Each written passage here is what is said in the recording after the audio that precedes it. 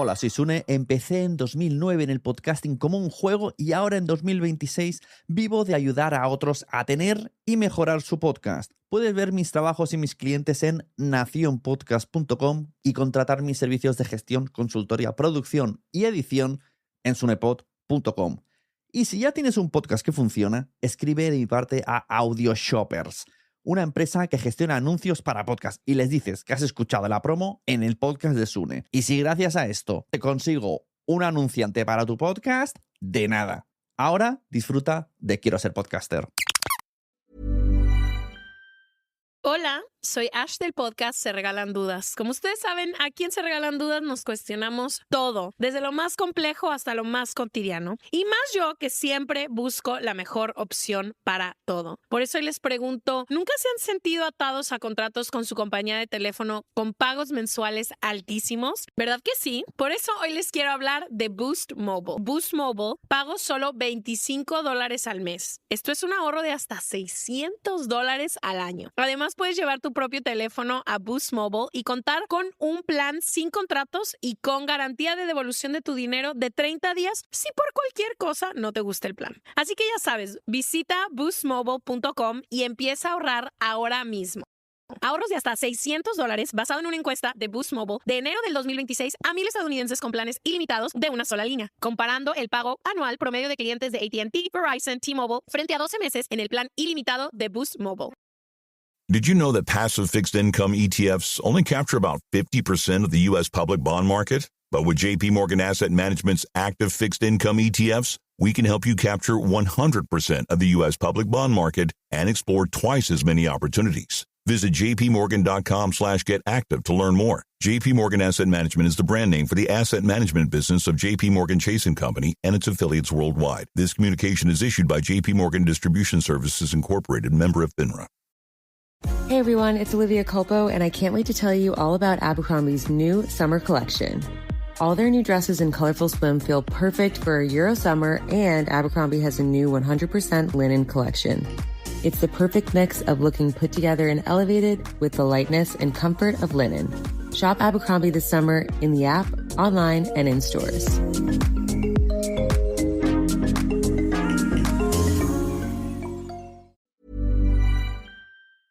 Entra en nacionpodcast.com/curso y accede a mi curso de podcasting Aprende a crear tu podcast ideal. Además, si utilizas el código NaciónPodcaster, te sale mucho más barato. Tú que llevas podcast en el bolsillo, en las orejas, en el corazón. No estás solo. No estamos solos. Sé bienvenido a Nación Podcaster en nacionpodcast.com.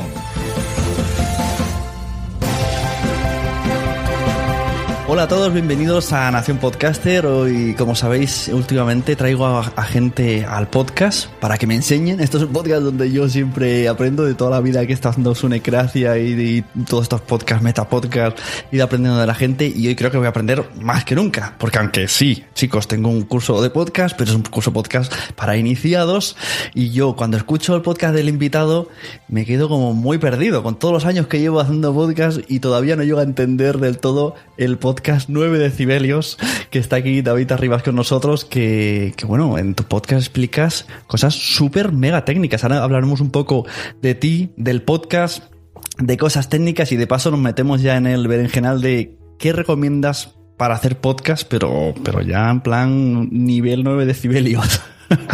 Muy buenas. Hola, encantado. ¿Qué tal, Sune?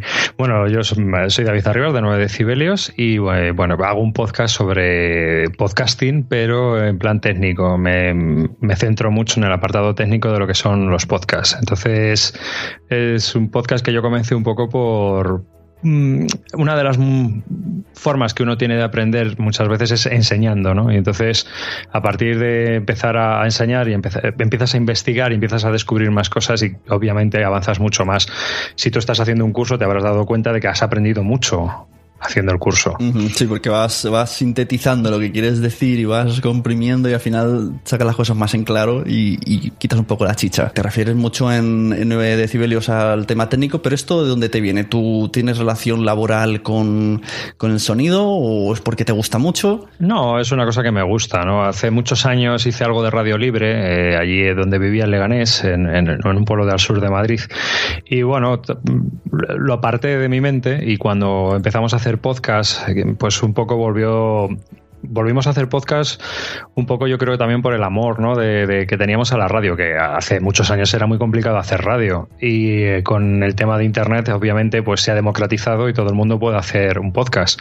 Entonces a partir de ahí pues empezamos a investigar porque había cosas que no salían bien y tú mirabas a lo mejor artículos o incluso libros americanos que se habían publicado sobre podcasting.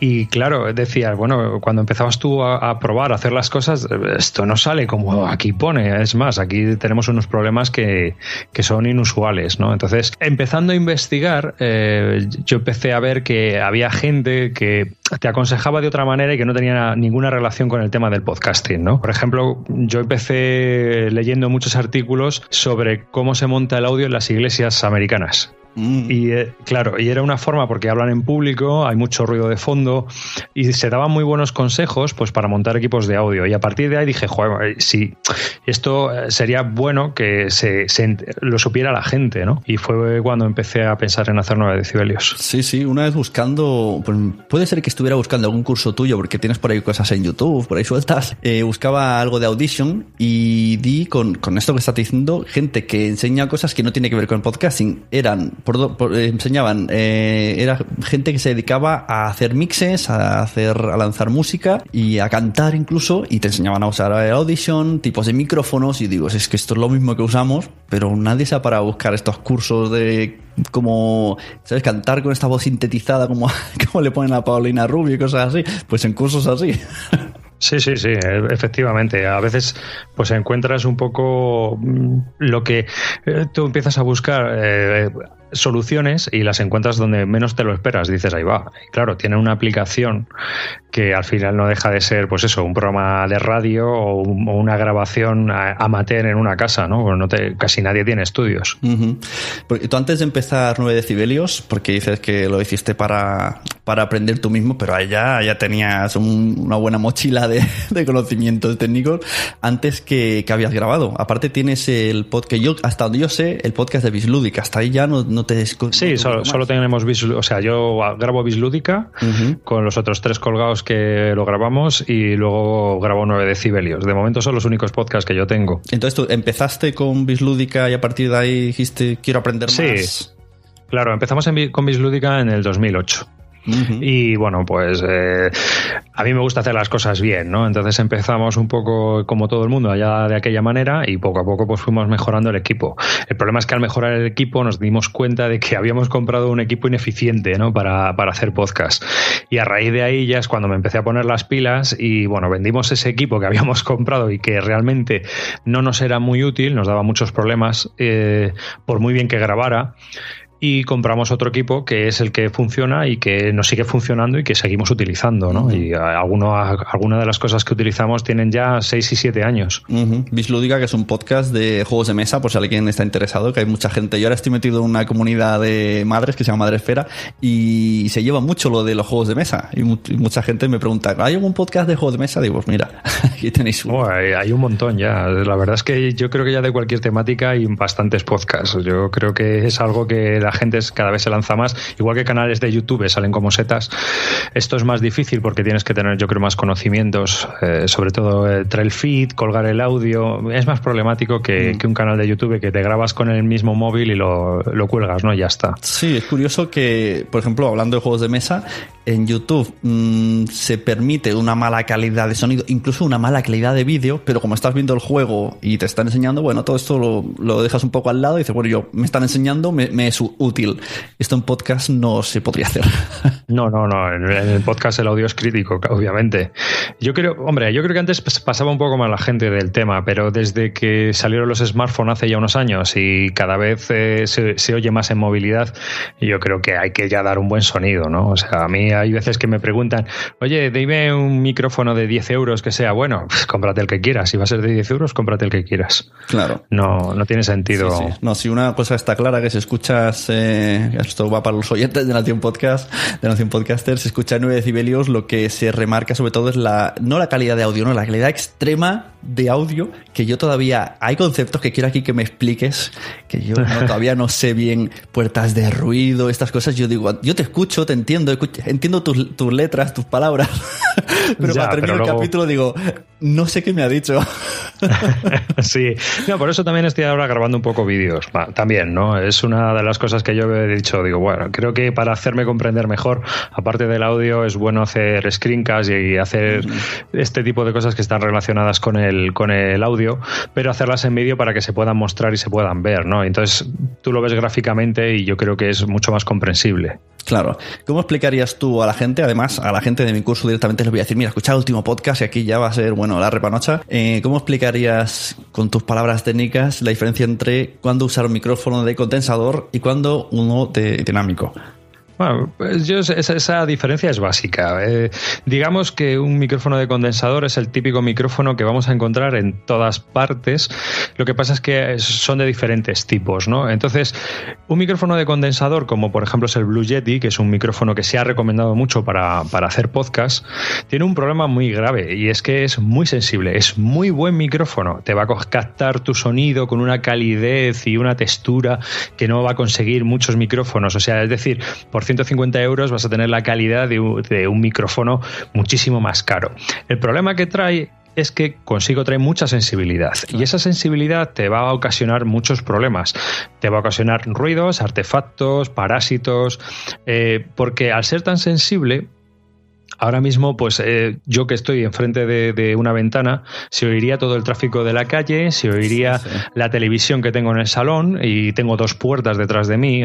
O sea, yo con un micrófono de condensador, cerrando todas las puertas, llegaba a oír el motor de la nevera funcionando, ¿no? Yo he tenido el Yeti y cuando alguien me dice, me he comprado el Yeti, digo, pues ese es el único que de los que he probado que digo que no compres. Anda que no me ha pasado los primeros años de grabación, porque además yo no me monitorizaba al principio. Monitorizarse es escucharse a sí mismo, por si alguien no conoce el término. Y yo luego en la grabación digo, y esto le da un poquito de volumen y escuchaba a Bob Esponja del comedor, al vecino hablar en el comedor y digo, ¿pero qué ha pasado aquí? Sí, es una pesadilla en ese sentido, ¿no? Sí, te da una calidad, pero claro, estos son micrófonos que están pensados para trabajar en un espacio controlado de ruido, pues aunque sea una especie de estudio en tu casa, ¿no? Entonces, se supone que tú vas a grabar pues una guitarra electroacústica o algo así con ese micrófono, ¿no? O tu voz, pero vas a estar en un sitio aislado y nadie te va a molestar ni hay ningún ruido externo. Lo demás es una pesadilla. Y yo me estoy poniendo en un Yeti que es muy extremo, ¿no? Un Blue Ball, un Yeti, o sea, un Blue Ball de estos, pues puede ser Snowball, puede ser un poco más aceptable, tiene menos sensibilidad. Pero un dinámico es un micrófono de combate, es un tanque que está pensado para música en directo, que se inventó para eso y que entonces obviamente lo puedes tener en una habitación que se va a centrar mucho en el ruido que tiene delante de él, no todo el ruido que haya alrededor. Y el dinámico apaga un poquito el sonido, no tienes que acercarte más. Yo creo que lo he dejado un poco como más grave. Yo he llegado a grabar con mi hijo a 2 metros jugando a Lego, sin hacer demasiado escándalo, pero bueno, con los Lego, y no salir la grabación. O sea, eso me pareció milagroso. Sí, es así. O sea, rechaza, ¿no? Ese sonido que, por decirlo de alguna manera, sobre todo si es lateral, lo empieza a rechazar mucho. Es más, hay unos tipos de micrófonos bidireccionales que se utilizan muchas veces para grabar solo de frente porque rechazan completamente todo el sonido lateral. Aunque cojan el sonido, si por ejemplo la trasera tú no tienes ningún ruido, ni en la delantera estás tú, y a los lados puedes tener ruido, se pueden utilizar esos micrófonos porque no captan absolutamente nada de los lados, pero nada. por muy cerca que estés. Están muy diseñados para eso, ¿no? A veces me pregunta gente, digo un micrófono para ponerlo en medio y hablar todos. Y yo ya de primeras digo, no, o sea, y Yeti menos. Yo creo que eso es una situación que se puede dar al principio, cuando empiezas, si no tienes muy claro si vas a grabar el podcast o qué va a ser de tu vida, ¿no? Entonces, bueno, pues puedes tener la opción de con una grabadora o con un micrófono de estos baratos omnidireccionales, lo pones en el centro de la mesa y te grabas. Pero obviamente si has decidido que esto te gusta y que quieres seguir grabando, al final tienes que hacer una inversión. Claro, es que yo lo que les explico, si pones un micrófono, suponiendo que entendiéramos de uno que capte la voz de todos, al no estar directamente delante de la boca va a captar todo el sonido ambiente. Siempre va a haber un pequeño ruido blanco, ¿no? Porque está ahí alejado de todo. Y si alguien hace un ruido mientras alguien habla, si estás golpeando con un boli la mesa, cualquier cosa pues va a entrar dentro de esa grabación. Puede ser interesante en alguna circunstancia. Y luego también depende de la distancia a la que tú estés, pues el sonido va a ser menos grave y te va a coger pues mucho más matado tu voz, ¿no? Al final tu voz va a salir un poco más telefónica. Claro. No sé. Entonces, ¿cuál sería, según David Arribas, el micrófono más recomendable para un podcaster? Recordemos que aquí fue el famoso ATR 2100, sí, viene de 9 decibelios. Sí, yo siempre ahora recomiendo básicamente un dinámico híbrido de estos, ¿no? Que es XLR, por ejemplo, ¿no? Que este es de Thomann, que es el, ¿cómo se llama? El M88U. Es un tibón y esto vale 38 euros, por ejemplo, ¿no? Y tienes una entrada XLR y tiene también una entrada USB. Lo puedes utilizar en una mesa de mezclas o lo puedes conectar directamente al ordenador. Y este suena muy bien. Y en Amazon tú ahora mismo pones micrófonos dinámicos USB y salen unos cuantos por 40, 46 euros que tienen una apariencia muy similar al AT2005 de Audio-Técnica, ¿no? Es una especie de copia. Son primos hermanos. Sí, yo también estoy ahora, porque traerlo aquí el ATR es o lo traes desde Estados Unidos en un día que esté un poquito barato y aún así con los gastos y tal te sale por 90, pues si lo compras aquí te piden 200. Y buscando, o me ha ido recomendando Amazon y alguno he ido comprando, he comprado dos de otras marcas. Uno creo que es marca Knox y ahora hay otro que me recomienda, ¿cómo se llama este último? Uno que me va a venir esta semana. Proel, me parece Proel, que también físicamente se parece mucho, pero no sé hasta qué punto pueden llegar a ser diferentes. Yo el Proel le he escuchado en una grabación y le encuentro más seco, pero bueno, realmente por el precio está muy bien. Y este, por ejemplo, de Thomann funciona muy bien, es muy similar al ATR 2100 en cuanto a calidad y en cuanto a cómo funciona muy similar a todos los micrófonos de este tipo de micrófonos dinámicos. Así que yo creo que es una de las opciones. La opción número 2 es comprarte una interface de audio y un micrófono dinámico con un cable XLR. O sea que tú no apuestas por mesas de mezclas. Es que si vas a grabar en el ordenador, a ver, yo antes era más de mesa de mezclas, pero la verdad es que en estos 5 años ha evolucionado bastante el software también. Y ahora hay mucha mesa que se funciona digitalmente y funciona bien.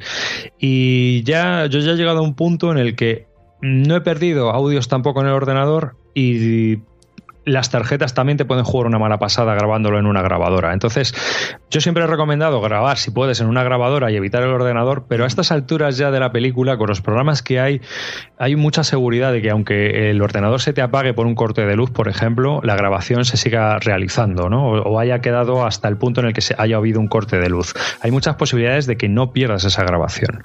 Entonces, ¿puedes hacerlo como un backup? Sí. Y además ahora hay unas interfaces de audios. El problema también es que las mesas de mezclas, como por ejemplo Behringer, tienen una calidad muy limitada. Vas a tener mucho ruido blanco porque estos micrófonos no tienen sensibilidad. Entonces le vas a tener que dar mucha chicha a la ganancia. La ganancia es la fuerza que necesita el micrófono, la amplificación de su sonido para que nosotros lo escuchemos. Un Blue Yeti necesita muy poca ganancia porque es muy sensible y un micrófono dinámico necesita mucha ganancia, mucho motor detrás de él empujando. Y claro, cuando nosotros subimos de revoluciones un motor, lo que tenemos es ruido. Claro. Aparte de velocidad. Mucha gente que se ha comprado un amplificador Fithead, que son 90 euros y es un acople así pequeñito al micrófono, entonces luego le bajan la ganancia mucho a la mesa, entonces con eso hacen que no haga ruido. eso lo que te da son 20 decibelios de amplificación pura. Es un amplificador muy bueno en el sentido de que es un amplificador pasivo que tú colocas en un micrófono, en cualquier micrófono, y lo que te permite es que utilices mucha menos ganancia. Entonces puedes utilizar un equipo muy, muy barato y va a sonar pues como si estuviera en una mesa de mezclas de 500 euros o más, ¿sabes? Pero el tema está en que las interfaces de audio que hay ahora modernas, como las de Presonus, por ejemplo, tienen los preamplificadores, lo que amplifica el sonido de ese micrófono, los tienen digitales, ¿no? Entonces generan muy poco ruido blanco y da mucha calidad en ese sentido. O sea, tú, además yo este significado lo he sacado en la conclusión escuchando 9 decibelios. Lo que tú recomiendas siempre es que editar está bien, pero si la calidad de audio es óptima y no es necesaria la edición, pues sería lo suyo, ¿no? Que ya salga un sonido limpio, nítido, y que si tenemos que editar sea porque hemos tosido y nada más. Claro, sí. Yo creo que eso es lo fundamental. Cuanto tú mejor tengas una grabación y cuanto mejor sea la calidad de tu grabación, obviamente menos vas a tener que tocar ese audio. Menos vas a tardar en procesarlo y menos vas a tardar en al final estar colgándolo, ¿no? Si tienes muchos problemas, pues al final todos son tiempo que se te va sumando, y lo que puede ser un podcast de 1 hora al final se convierte en un trabajo de 12. No tiene mucho sentido. Entonces, si tú cuidas mucho la grabación y obtienes una grabación limpia, buena, y que funcione en el sentido de que la gente no tiene muchas coletillas, ni ni a, ni o, ni tosidos, etcétera, pues según claro, está, al menos pues procesas y lo cuelgas. Los errores no humanos los quitamos ya en grabación. Y ya depende ya de las personas de cómo lo hagan. Y esto que está comprando ahora mucho podcaster, que es Focusrite o algo así, que es como una cajita, sería también una tarjeta. Es una interface de audio. Esto lo ha puesto de moda, yo creo, el Benjamín ¿cómo se llama? Dan Benjamin, el de la red de podcast 5by5, que tiene un podcast también sobre podcasting, ¿no? Y habla mucho de Focusrite porque él la tiene y tal. Yo soy más de Presonus porque son las que he probado, a mí me funciona, tengo software de Presonus también funcionando en el ordenador. Y sería como una tarjeta de sonido externa, ¿no? Que tú conectas. Claro, hay diferentes marcas, ¿no? Presonus es una, Focusrite es otra. Por ejemplo, tienes también la Onis Blackjack de Mackie, pero yo creo que es de peor calidad. Entonces, al final, pues es un poco mirar y elegir la que a ti te guste. Pero calidad-precio, Presonus para mí funciona muy bien. Incluso tienen, en la misma línea, tú tienes un audio voz que es de 2 entradas y tienes audio voz de 8 entradas. Si, por ejemplo, tuvieras que grabar a mucha gente, ¿no? Y no son caras. O sea que otras mesas de ese estilo están por 3.000 o 4.000 euros, ¿no? Y una mesa de estas de 8 entradas digital de Presonus, la más cara vale 800. Y tiene una calidad brutal. Y se utiliza profesionalmente. Ya. Cuando han dicho 3.000 euros. Claro. Sí. Un Apollo de estas te vale una pasta. Sí. Vale, la puerta de ruido. Yo esto te lo he escuchado muchas veces y me lo ha dicho también Jesús Estepa, y sí, porque David Arribas me ha dicho de puerta de ruido. ¿Qué es una puerta de ruido? La puerta de ruido es, bueno, hay dos procesos dinámicos que se utilizan. Un proceso dinámico es un proceso que nosotros realizamos a nuestra voz, ¿no? En postproducción o durante la producción. A mí me gusta más hacerlo, si grabas en el ordenador, me gusta más hacerlo en postproducción, porque si lo haces durante la grabación, luego ya no tiene arreglo si la has cagado. Pero en cambio, si tú estás trabajando luego en tu software de edición y metes lo que tú quieras, lo puedes deshacer porque no es destructivo ninguno. Normalmente los software de edición no son destructivos, a no ser que uses Audacity y tengas que tener cuidado.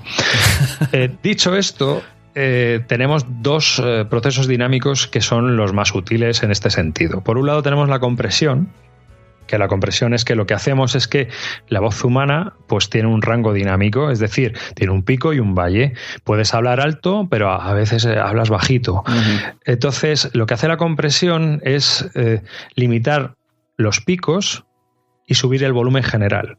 De esta manera, la gente que está escuchando tu podcast en el autobús, en el coche, con el ruido ambiental detrás de los cascos, va a seguir oyendo, porque es algo que también hace el oído de forma natural, ¿no? Cuando nosotros estamos en un bar o en algún sitio, nuestro cerebro regula el audio que nos llega para poder entender una conversación, comprime esa voz.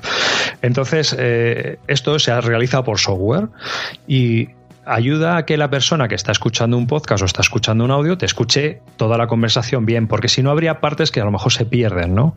Porque nosotros no hablamos siempre con la misma consistencia. La voz humana es muy dinámica, sí. Arriba, abajo y abajo el volumen. O sea, tú lo ves cuando editas, tú ves la onda, ves que queda muy arriba y muy abajo. Así que eso es la compresión. Y la puerta de ruido o expansión, normalmente con voz se utiliza lo que se denomina expansor, es lo mismo pero al revés. ¿Qué quiere decir? Lo que hace un expansor es que tú le dices, bueno, mira, aquí hay un nivel y todo lo que esté por debajo de ese nivel me lo empujas a volumen cero, me lo empujas hacia abajo. Entonces, si tú estás grabando y tienes un run run en la habitación, lo que hay, si no supera cierto nivel de decibelios. Claro, pero esto pero ya se lo configuras para la grabación, no estás hablando de edición, estás hablando... Sí, eso lo hago en la edición. Vale, pensé que decías que en la grabación te también se puede hacer. Sí, todo por hardware se puede hacer. Y por software también, si grabas en directo. Pero lo puedes hacer por software si tú grabas, por ejemplo, aquí, como estás grabando ahora en el ordenador, luego en tu programa de edición lo puedes hacer y no es destructivo. Puedes hacer una expansión más brusca o menos brusca y ver cómo queda, ¿no? Porque claro, esto si... Ya hemos dicho que tu voz va sube y baja de volumen. Si tú colocas un expansor a un nivel muy cercano al nivel más bajo de tu volumen, te va a cortar el final de las palabras. Entonces se pasa se te va a ir a cortes, ¿no? ¿Por qué? Porque la puerta de ruido lo que hace es que solo deja pasar la voz cuando ha pasado un cierto nivel de volumen. Si yo dejo de hablar, no se escucha nada, pero es que no se escucha absolutamente nada. O sea, sería como coger un cúter y rasca, ¿no? En línea recta, todo es ahí. Claro, tú hablas, entonces tú hablas o se produce un ruido. ¿Se producen los decibelios suficientes? Sí, pues entonces puedes pasar y entras a la grabación. ¿Usted no ha provocado el ruido suficiente como para entrar en la grabación? Usted queda fuera. ¿Qué ocurre? Que si tú tienes un ruido ambiental o tienes ruiditos o lo que sea, o por ejemplo si estás grabando 3 o 4 personas en una mesa y tienes cada pista grabada individualmente, al pasarle un expansor a cada una de las pistas, lo que haces es que la persona que está hablando solo se le escucha a ella.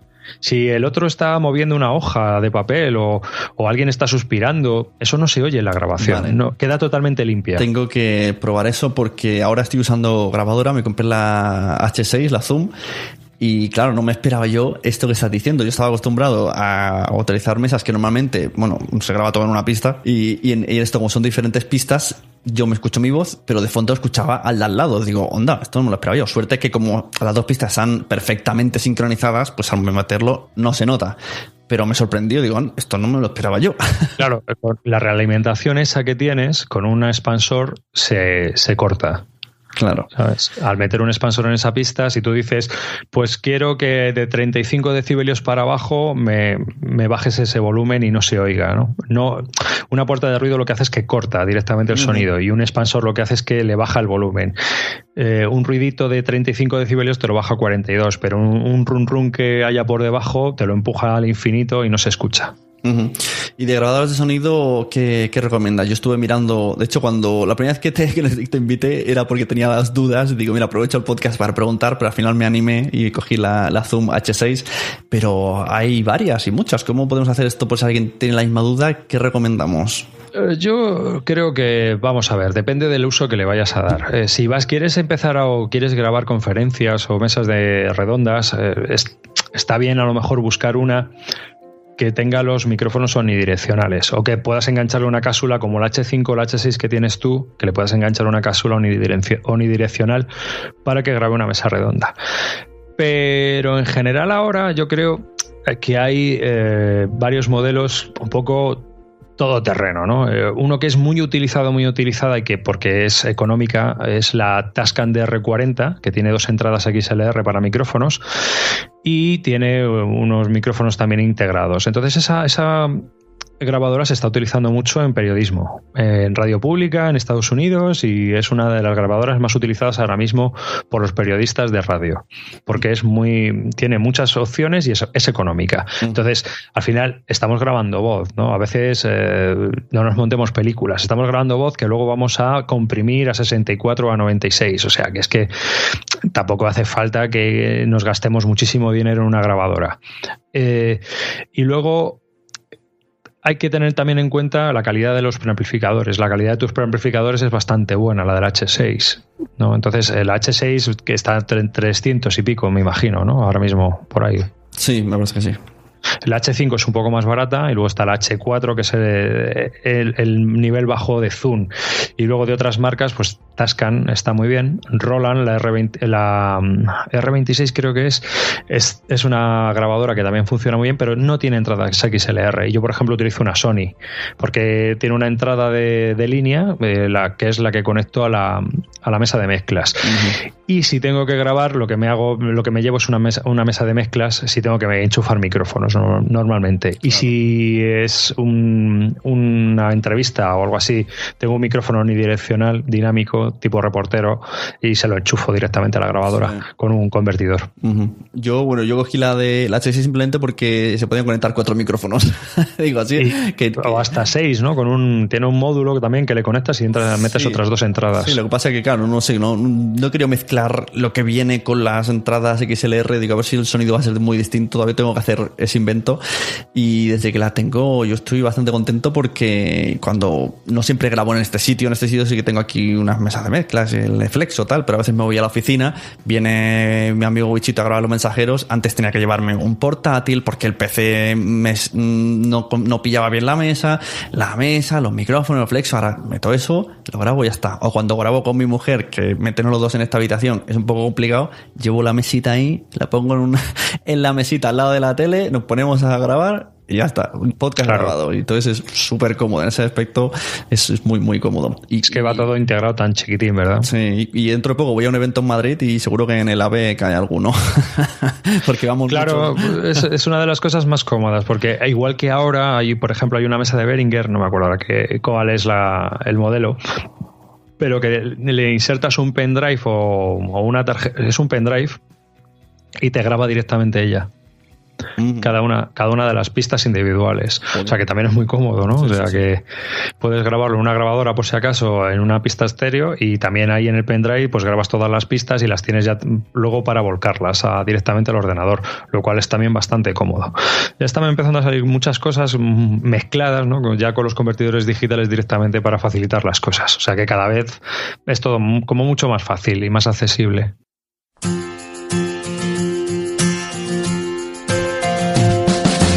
¿Quieres escuchar un podcast sobre cine pero tienes poco tiempo? ¿Te apetece que el análisis se desarrolle sin un guión prefijado? ¿Precisas de un análisis profesional elaborado por un crítico talentoso?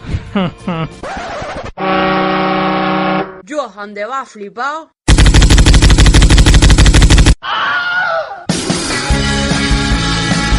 Críticas sobre la marcha, el podcast en el que improviso críticas de películas recién vistas.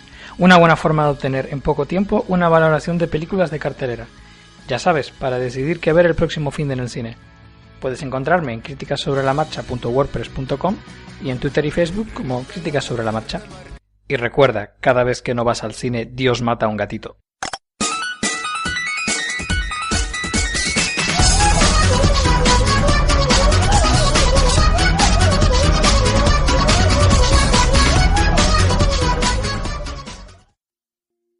Estás oyendo un podcast de nacionpodcast.com. Apóyanos mediante compras afiliadas de Amazon o entrando en Patreon y descubre contenidos extras como vídeos y concursos cada mes. nacionpodcast.com. Entra y descubre otros programas.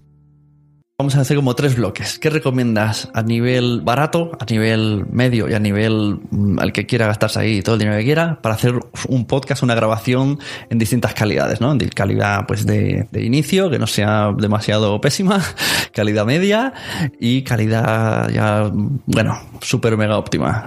Así como si te ocurre este micrófono y este tal, así un poco de...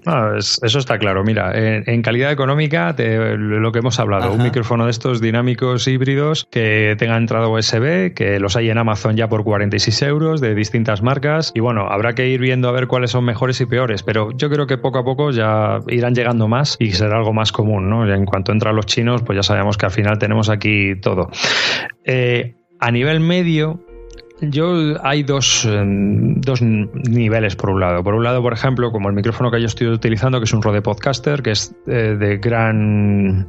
tiene una membrana grande lo cual es problemático para ciertas cosas. Y por otro lado, hay como otra corriente, ¿no? Que yo también quizás sea más de esa porque es la que utilizo cuando grabo con los demás, y es utilizar una interfaz de audio, por ejemplo un Presonus Audio Boss con un SM57 de Shure. ¿Por qué un SM57? Porque el SM57, yo siempre hablo del SM58, el SM57 y el 58 comparten las mismas características menos el capuchón. El capuchón es el que es distinto. Pero el SM57 está pensado para capturar más graves. Entonces le da una voz más radiofónica a lo que estás hablando, ¿no? O sea, tu voz te la modifica un poco y te la convierte en algo radiofónica. Ese Shure SM57. Es, por ejemplo, los micrófonos que utiliza el presidente de Estados Unidos cuando habla a la nación. Hay 2 micrófonos. Esos 2 micrófonos son SM57. Es el micrófono que ha utilizado Lenny Kravitz para grabar muchas de sus canciones, o es el que se utilizó para grabar Thriller de Michael Jackson. O sea, es un micrófono que está pensado y se inventó para grabar las baterías, pero que se ha utilizado para voz, ¿no? Y incluso para grabar también guitarras eléctricas en amplificadores directamente. Se coloca el micrófono y se graba.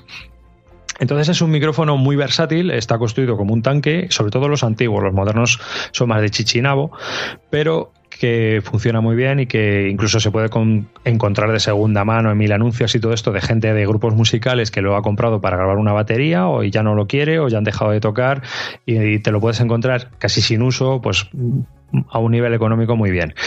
Yo creo que es un gran micrófono y si no un SM58 de ese tipo o un micrófono que valga unos 100 euros. Todos esos micrófonos están muy bien, ya sea Sennheiser, me da igual la marca.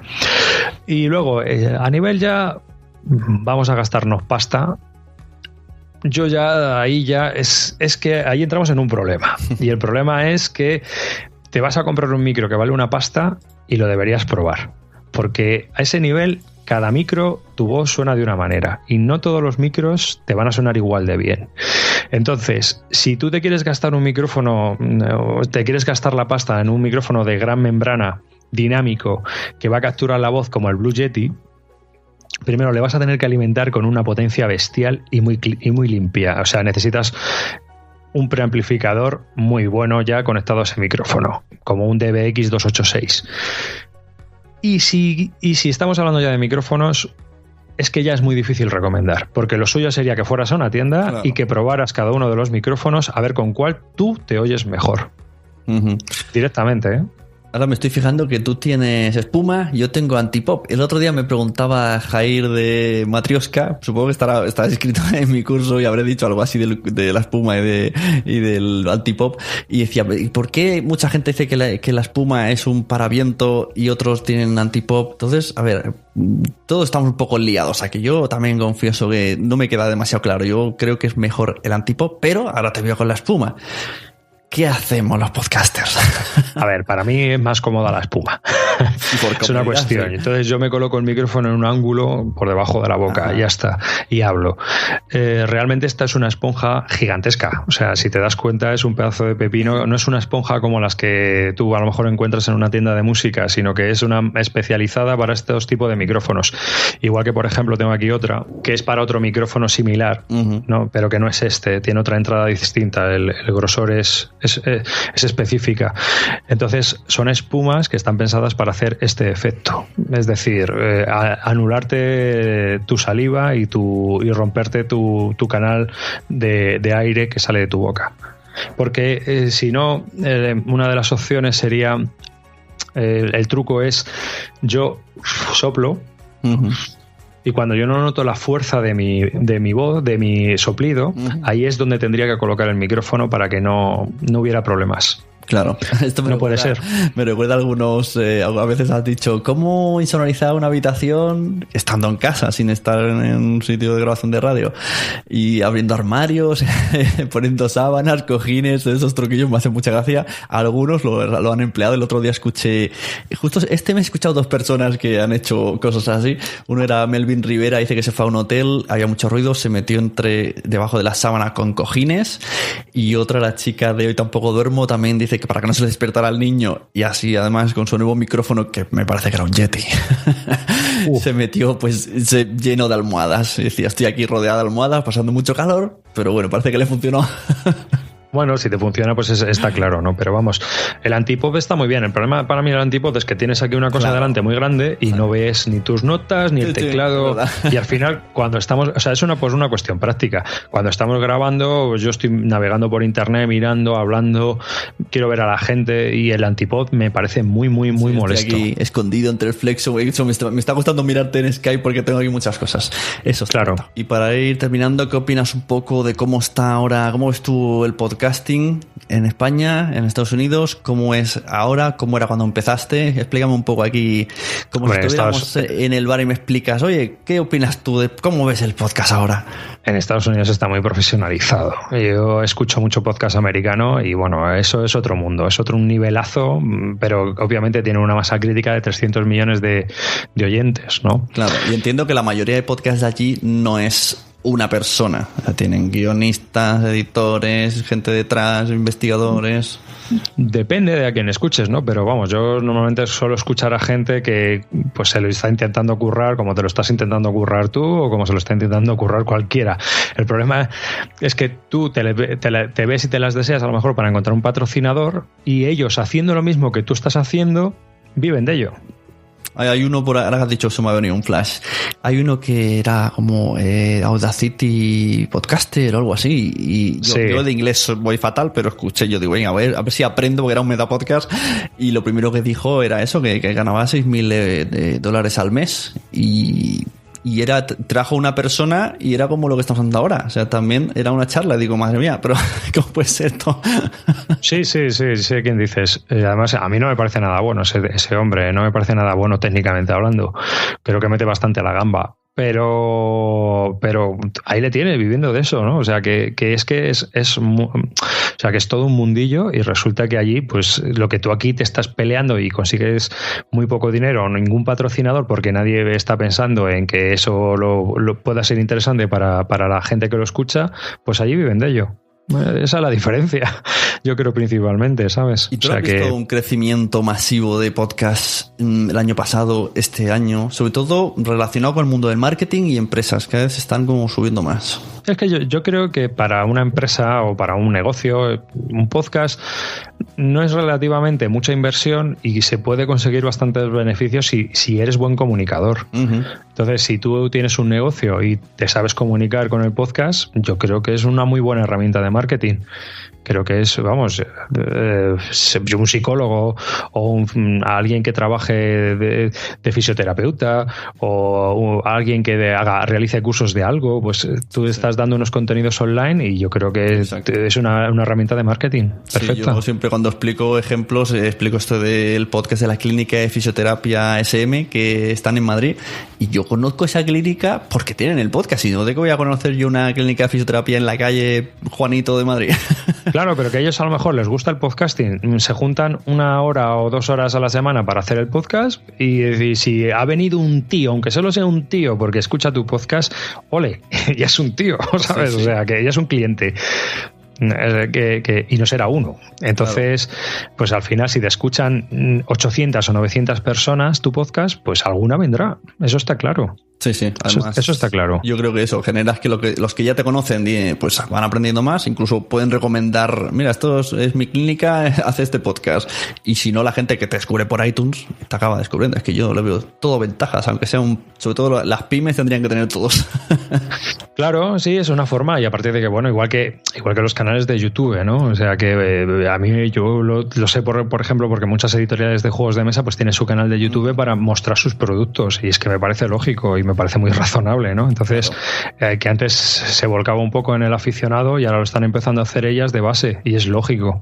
Uh-huh. A mí me parece normal. Bueno, entonces... Son canales de distribución en los cuales tú te lo comes, tú te lo guisas y ya está. Y es la otra persona que activamente te está buscando directamente, ¿no? Sí, además sin ningún tipo de filtro. Esto es lo que tengo, este soy yo. Cuando vengas me verás a mí Y esto es lo que te va a vender. El que no te, y el que le guste, pues vendrá a verte. Eso es. Que no está reñido con si tú tienes un negocio, publicitarte en la radio local de tu ciudad, ¿sabes? O sea, eso no está reñido, obviamente. Te van a venir clientes de un tipo y de otro. Sí, el tema que has dicho ahora, patrocinio, ahora que relación con esto, a veces cuando voy por la calle y veo el típico patrocinio de repartir flyers y cosas así, digo, madre mía, ¿cuánto costará esto? ¿Y cuánto podría hacerlo en un podcast? O sea, no sé, a lo mejor es una tienda de tecnología y hay una chica en la calle dando papeles. Sí, no, claro, depende también de tu negocio y de quién sea tu target. Eso está claro. Si obviamente tu target es generalista, pues es absurdo que hagas un podcast. A lo mejor, ¿no? O sea, si tú tienes una tienda de congelados, pues ¿para qué vas a hacer un podcast? ¿Sabes? O sea, a no ser que hables de una afición tuya. Pero si es algo más específico y que pueda tener un público objetivo que a ti te pueda generar ingresos, obviamente, es todo. Hay un podcast que además aprovecho para recomendar a mi audiencia que me encanta, que se llama Brand, es de marcas. Es buenísimo. Además es de una empresa, creo que es una empresa de marketing, Waymark Brand o algo así, y hablan de los inicios de todas las marcas, o sea, de cómo empezó Lego, cómo empezó Playmobil, la historia de Schweppes. Cada capítulo son 10 minutos, además tienen varias personas trabajando en el podcast, y es que me encanta. O sea, estoy descubriendo los inicios de muchas empresas que conocemos y es chulísimo. Y la empresa va de algo relacionado con las marcas y gestión de este tipo de cosas, o sea que súper bien. Claro. Claro, por eso te digo que yo creo que al final muchas veces se cruzan intereses y al final eso te genera a lo mejor, pues, aunque no te genere ingresos directos, pero está ahí, no sé. Yo creo que es beneficioso, ¿no? Es un canal más. Muy bien, pues nada, le diremos a todas estas empresas y toda la gente que se escuche 9 decibelios y ya tendrá, si además del contenido que mola, ponerle el sonido que a ti te gustaría que todos tuviéramos, ya sería. Entonces ya ahí sí que, yo muchas veces lo pienso, si todos tuviéramos el sonido que él quiere, ya la gente lo miraría diferente, porque el sonido en general, este año no tanto, o sea, este año y el año pasado he notado que la calidad de sonido de los podcasts es mejor que antes. Antes sí que la gran mayoría estaba un poquillo por ahí bajito. Yo no puedo con ello, o sea, yo cuando empiezo a escuchar un podcast y se oye mal, lo quito, fuera. Sí, o sea, no puedo. Pero yo he notado un cambio, y sobre todo en podcasts nuevos, que suelen ser de oyentes o gente que tenía ya otros podcasts y lo ha cerrado y ha abierto otro, o oyentes que ha estado escuchando todos los podcasts a ver cómo hacerlo, ha estado pensando durante un año cómo hacerlo, y su episodio 1 es mejor que cuando yo llevaba 2 años. Pues imagínate que normalmente el 1 es uno de los peores que tienes, ¿sabes? En cuanto a técnica y en cuanto a todo, sí. Cuando tengan el 100, ¿no? Sí, pues ahora saben algunos que dices, madre mía, Colín, para ser el primero, madre mía, incluso a la forma de hablar y todo, no sé. Están más jóvenes. Muy bien locutados, ¿no? Estos jóvenes estamos preparados. Bueno, pues a lo mejor también es gente que viene de la radio, ¿sabes? Y claro, eso son tablas que se notan. Sí, ahora estoy viendo mucho periodista que está induciendo a que periodistas entren. Hay un podcast de Enrique Bullido que se llama Escuela de Periodistas, me parece, y además incita mucho a eso. Creo que también da clases a la universidad y lo utiliza un poco el podcast para... Y cada capítulo es como si hablase, yo noto como si hablase a sus alumnos y lo va diciendo, como periodistas tenéis que hacerlo y cómo hacerlo, y hace tips, pero siempre muy enfocado al periodismo. Y creo que por ahí también van a tirar un poco. Que bueno, es que me imagino que la profesión de periodismo está hoy día un poco cachiplum. Sí, claro, es tal y como está el patio, está todo cachiplún, así que bueno, a ellos les ha tocado por un lado, ¿no? Pero es lo que hay. Yo creo que es algo que en mayor o menor medida todos sufrimos, pero el periodismo desde luego está sufriendo una crisis, aparte yo creo que existencial, pero bueno, esos son otros temas, ¿no? Sí, no, por eso digo, pero que de esta manera, bueno, al menos ya que has estudiado eso, pues empléalo en el podcast, que te sirve como currículum si eres periodista, si te gusta este podcast y te ayuda mucho. Bueno, pues muchas gracias, David Arribas, de 9 decibelios. Hemos estado mucho tiempo para quedar, pero por fin hemos quedado.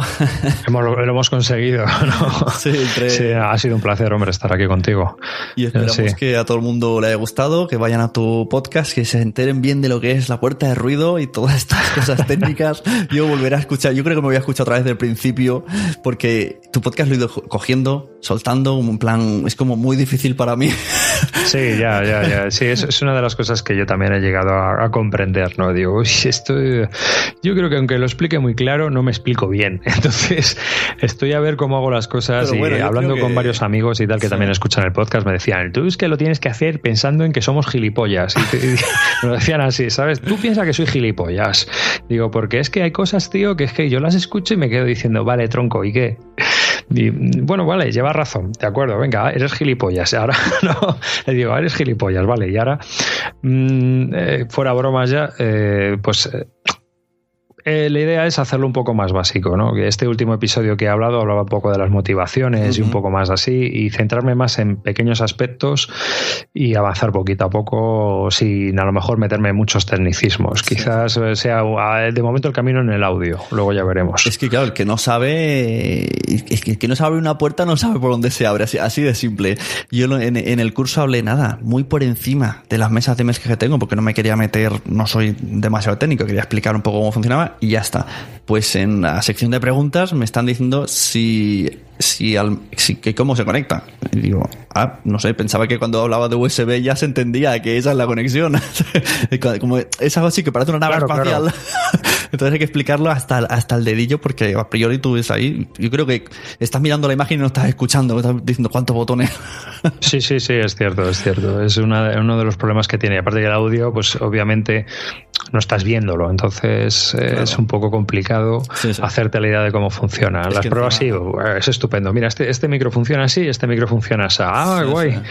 Pero claro, explica tú por ahí un compresor o una puerta de ruido. Claro, ¿no? que bueno, encima, tu podcast tiene encima esa dificultad de que tendría que ser un vídeo podcast.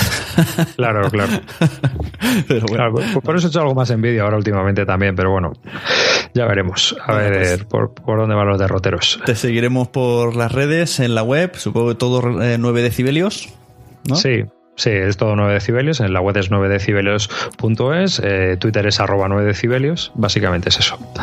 Ahí es donde estamos, principalmente. Es la red social que utilizo yo normalmente es Twitter, pues estoy en Twitter. Pues lo dicho, David, muchas gracias. Pues muchas gracias a ti, hombre, Sune, por invitarme. Y nos vemos. Hasta luego. Pues, chao. Y a todos vosotros, muchas gracias por escuchar de nuevo Nación Podcaster y estar siempre apoyándonos. Recordad que podéis apoyar este proyecto y todos los de la red Nación Podcast utilizando o bien enlaces patrocinados de Amazon en sus compras o entrando en nuestro Patreon haciéndoos mecenas y obteniendo contenido extra y concursos para todos los mecenas. Y por último, recordad que tengo el curso en Udemy Cómo crear vuestro podcast ideal. Muchísimas gracias, nos vemos dentro de muy poco. Tengo sorpresas para Nación Podcaster, tengo sorpresas.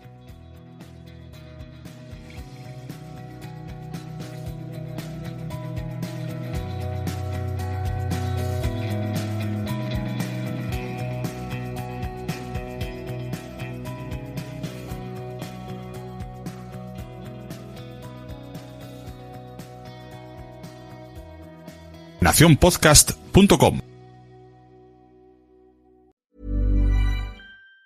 Hola, soy Ash del podcast Se Regalan Dudas. Como ustedes saben, aquí en Se Regalan Dudas nos cuestionamos todo, desde lo más complejo hasta lo más cotidiano. Y más yo que siempre busco la mejor opción para todo. Por eso hoy les pregunto, ¿nunca se han sentido atados a contratos con su compañía de teléfono con pagos mensuales altísimos? ¿Verdad que sí? Por eso hoy les quiero hablar de Boost Mobile. Boost Mobile pago solo $25 al mes. Esto es un ahorro de hasta $600 al año. Además, puedes llevar tu propio teléfono a Boost Mobile y contar con un plan sin contratos y con garantía de devolución de tu dinero de 30 días si por cualquier cosa no te gusta el plan. Así que ya sabes, visita boostmobile.com y empieza a ahorrar ahora mismo. Ahorros de hasta $600 basado en una encuesta de Boost Mobile de enero del 2026 a 1,000 estadounidenses con planes ilimitados de una sola línea, comparando el pago anual promedio de clientes de AT&T, Verizon, T-Mobile frente a 12 meses en el plan ilimitado de Boost Mobile. Did you know that passive fixed income ETFs only capture about 50% of the U.S. public bond market? But with JP Morgan Asset Management's active fixed income ETFs, we can help you capture 100% of the U.S. public bond market and explore twice as many opportunities. Visit jpmorgan.com/getactive to learn more. JP Morgan Asset Management is the brand name for the asset management business of JP Morgan Chase & Company and its affiliates worldwide. This communication is issued by JP Morgan Distribution Services Incorporated, member of FINRA.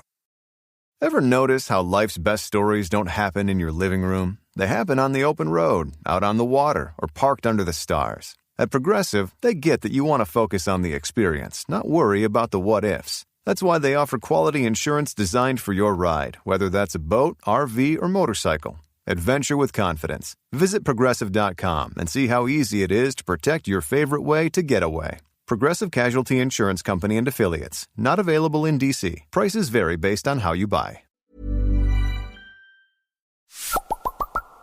Entra en quieroserpodcaster.com y allí mira todos los botones que tenemos. La newsletter, el libro Fact Podcast, la comunidad privada para podcasters pro en Patreon, enlaces para reservar una asesoría conmigo que te solucione la vida.